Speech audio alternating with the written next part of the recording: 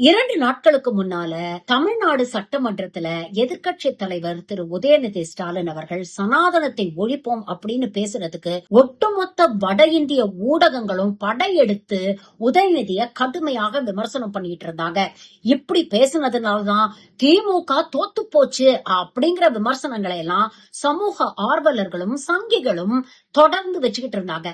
ஆனா இன்னைக்கு தாவேகாவை சேர்ந்த எம்எல்ஏ முஸ்தபா அவர்கள் அதே கருத்தை வட இந்திய ஊடகங்கள்ல பதிவு பண்ணிருக்கிறாரு.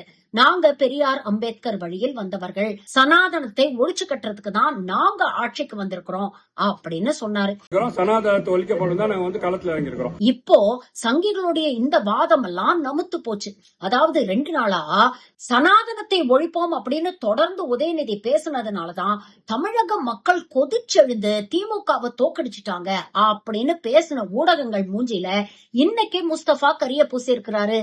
இப்ப சொல்லுங்க, சனாதனத்தை ஒழிப்போம் அப்படின்னு பேசக்கூடிய தாவேகாவுக்கு மட்டும் எப்படி தமிழக மக்கள் ஓட்டு போட்டு ஜெயிக்க வச்சாங்க?